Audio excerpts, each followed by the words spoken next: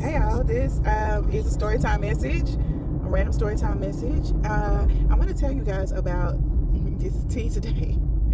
It is me confessing of something that I did that I'm not proud of at all.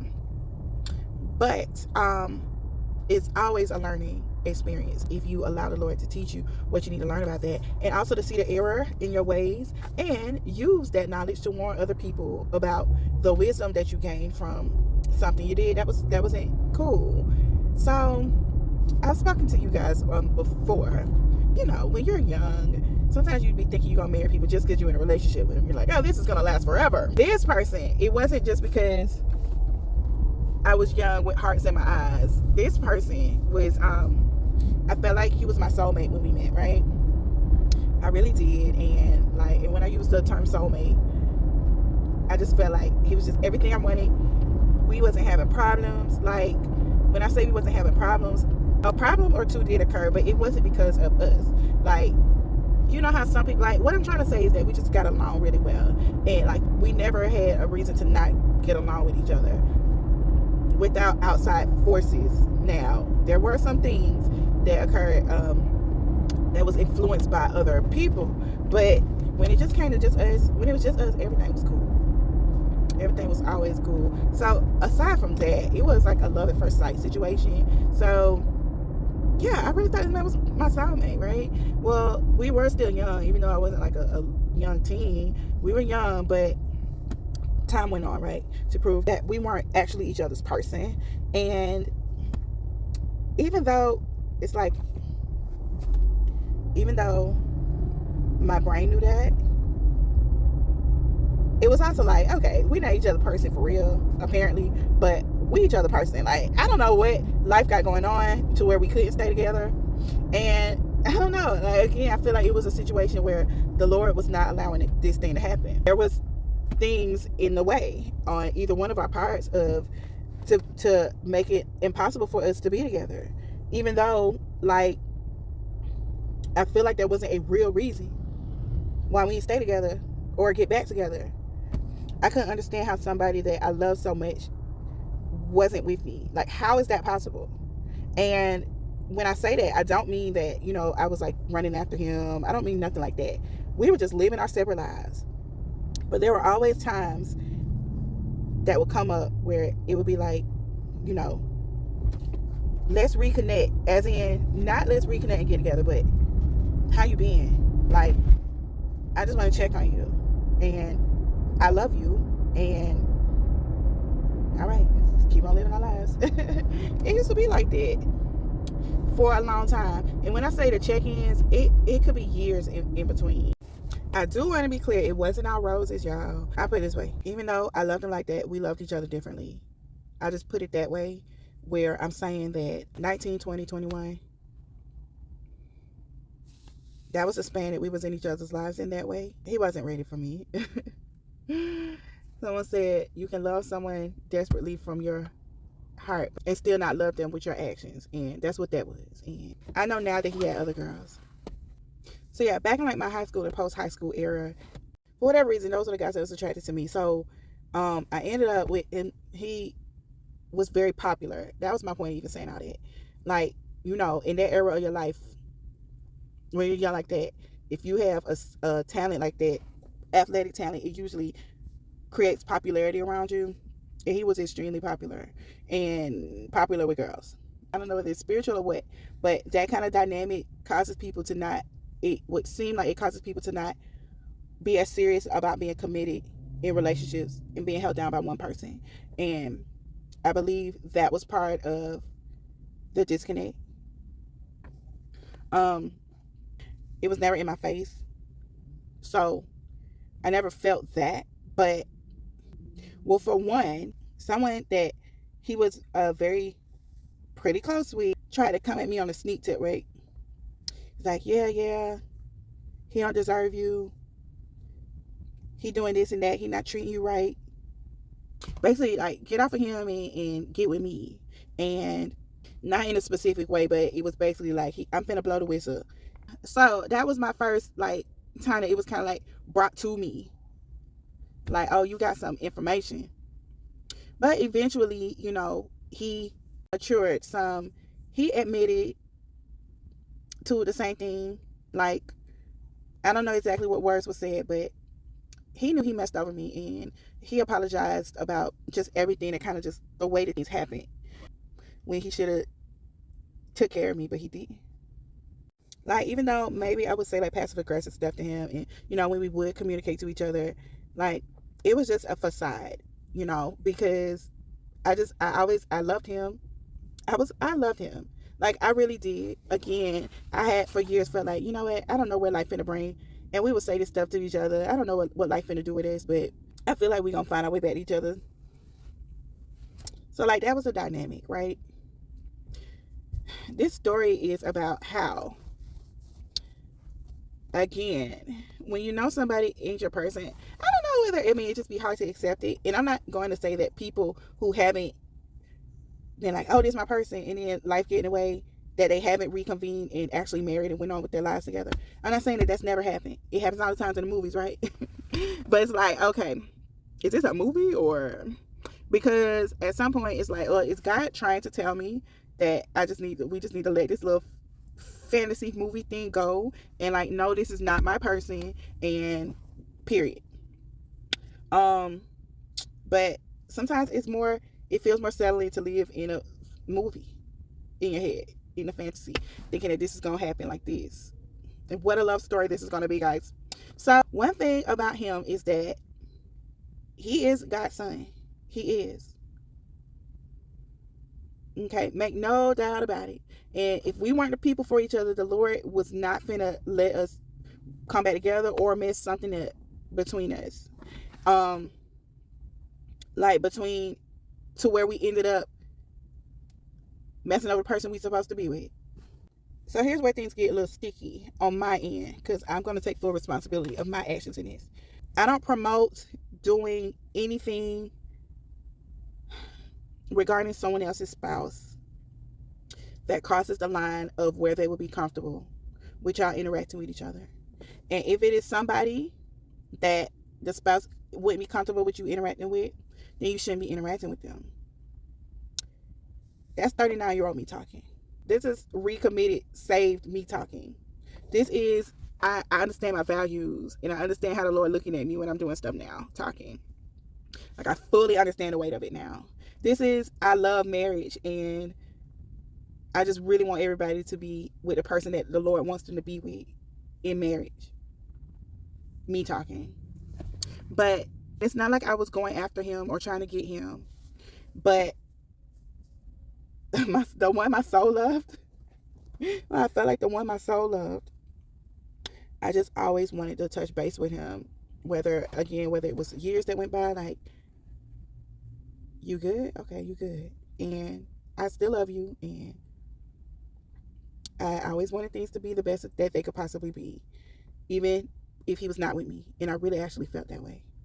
And I know people be saying that and they be lying, but I felt that way. So my intents were never, I didn't have some kind of secret motive.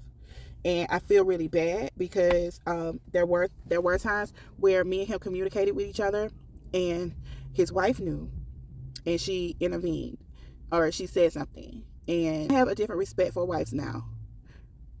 Before, I had a respect for wives. I hadn't been a wife at that point, so the lens was a little different looking at things. But it's like, in my mind, I felt like, how you gonna tell me not to tattoo the one my soul loves? I'm just having a conversation with him. We're not trying to, have a secret life.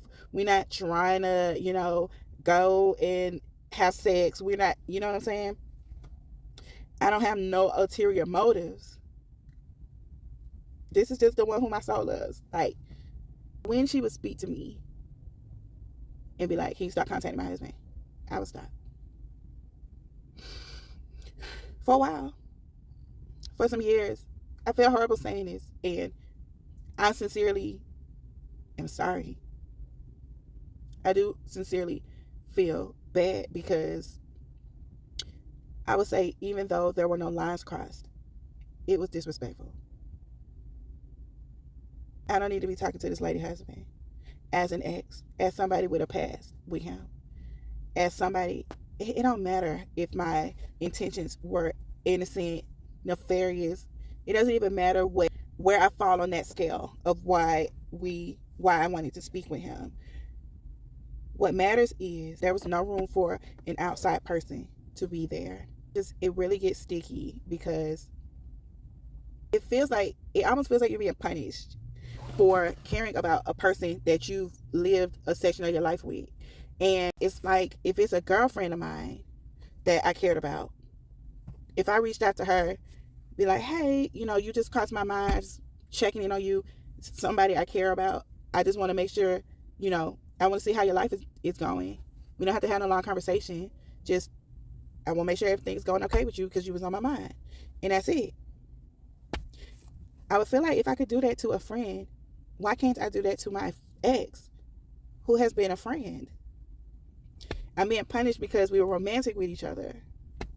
But this is still somebody I cared about and still do care about. I don't know. It's sketchy. It's a sketchy situation. This is probably why the Lord don't want us dating and being in things with people who are not our spouses. Like at the end of the day, you build a connection with somebody, a tie, right? I keep referring to him as the one that my soul loves. And they're not supposed to be with you. They were never supposed to have that level of access to your soul. And that was just revelation for me talking through it. Thank you, Holy Spirit. But so it is kind of like you set yourself up for there to be some type of hurt or longing because you can't connect with somebody that you've bonded with because of the circumstances. But that doesn't change your feelings of bonding towards them. That doesn't take it away. So I almost feel like it's not fair. And I hate that I'm speaking about this about someone else's spouse because, now like the light that you can look at me at is like, oh, that's trifling. Oh, it depends on what lens you're looking at it through. But when you're in a situation where you fall in love with somebody and it doesn't work out, and it's not that y'all had some big falling out, like in your mind, it would be like, oh, in a perfect world, this would have worked out, or, guess I see you next lifetime. We don't believe in that, but the premise behind that, or, how some people think of the one that got away. If circumstances was different, we would be together, and I could see us in a happy life together. When you have that feeling towards somebody, it can become hurtful. When you your memories can hurt you. Your memories can hurt you. You can't control your memories. Only thing you can do is let the Lord resolve it. But anyway, so back to the story though. So there were times where we communicated, and there was a small span of his life where, and this is where things get crazy, because if that person feels that way too, then when they have their spouse, right, and things aren't going the way that they wanted to go, because that happens. That's something that happens. Like, oh, me and my spouse in a rough patch.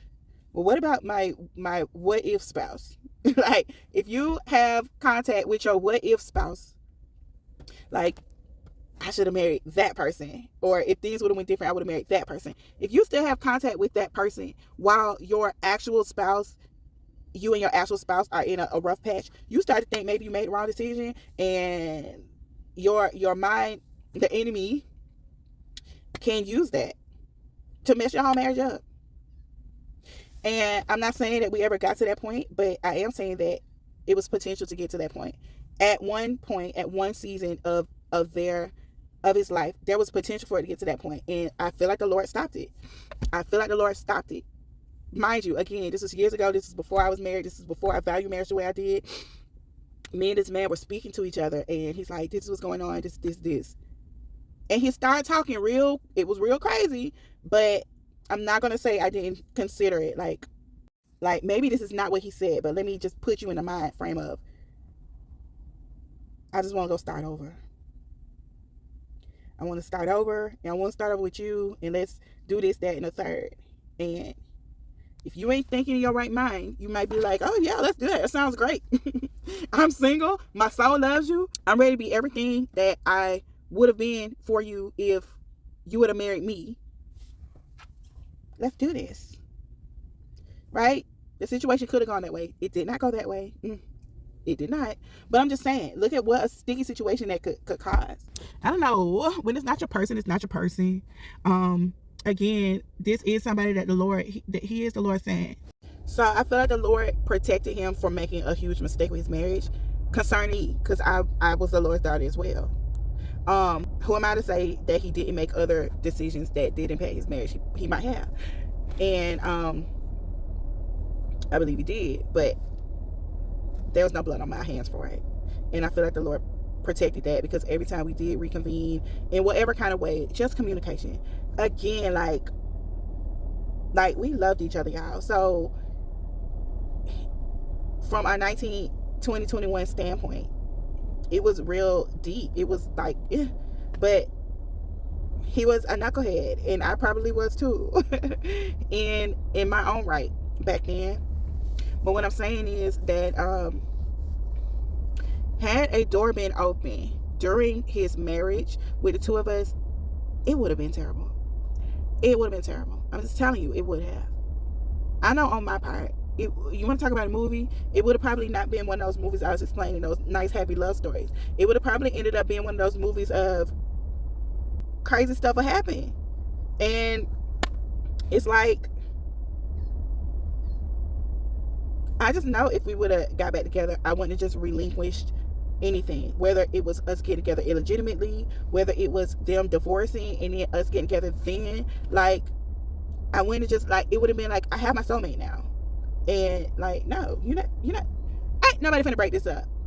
I would have 100% attributed all of that to God. Like, God brought us back together. This is what I know. And I'm not finna let no man put us on. So what's up?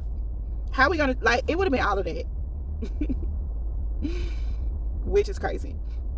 But on the topic of marriage, I do want to talk about, I know that's part of my assignment has to do with marriage. I know that for sure. That's why I went through what I went through.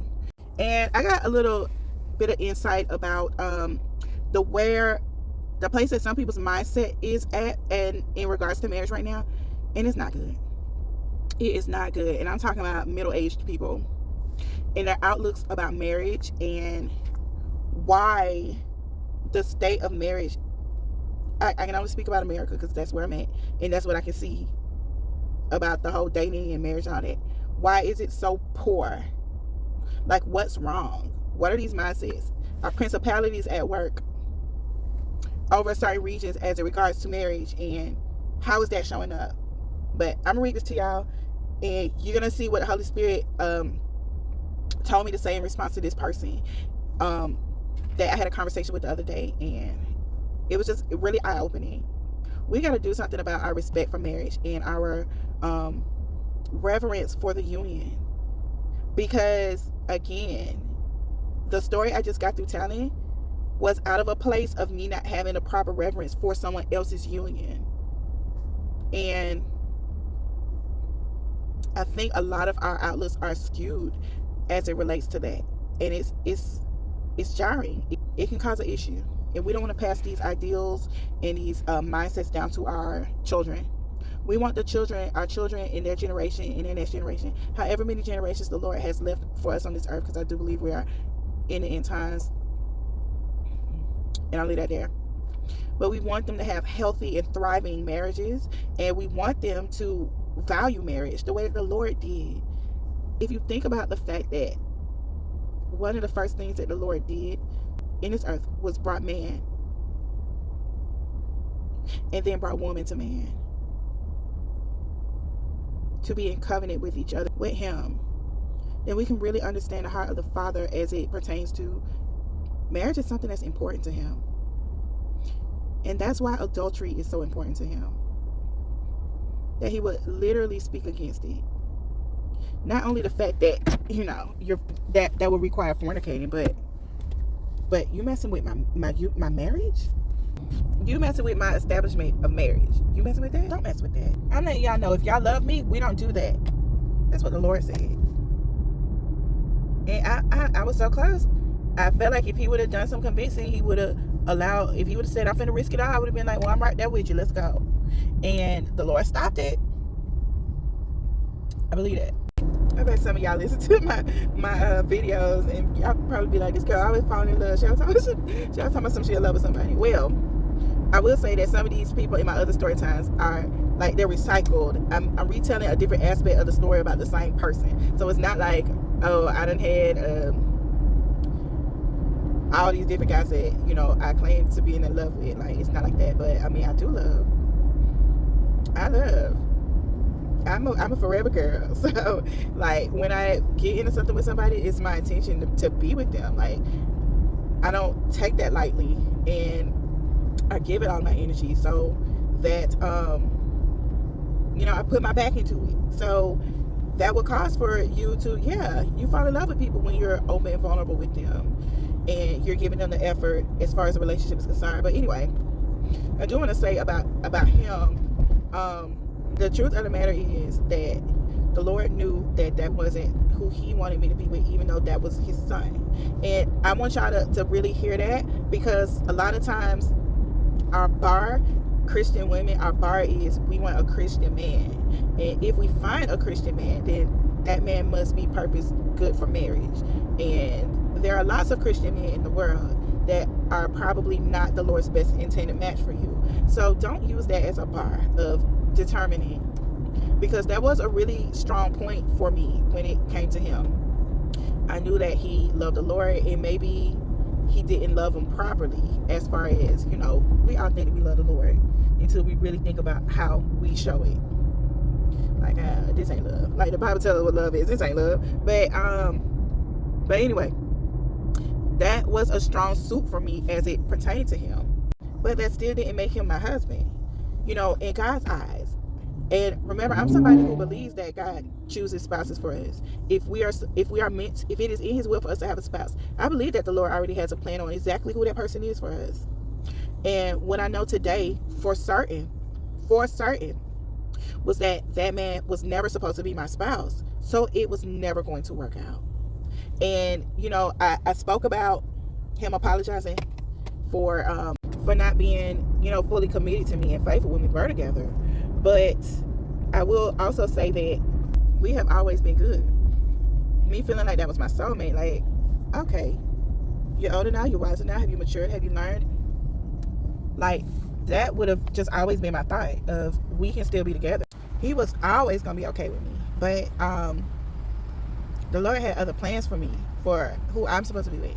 And I hope and pray that he is with who he's supposed to be with, and that he has he continues to have a great marriage, a marriage that's beautiful and even better than it has been, you know, in the past. I pray for that for him. Yeah, I want peace and prosperity for him and his wife. And, you know, that's just what it is.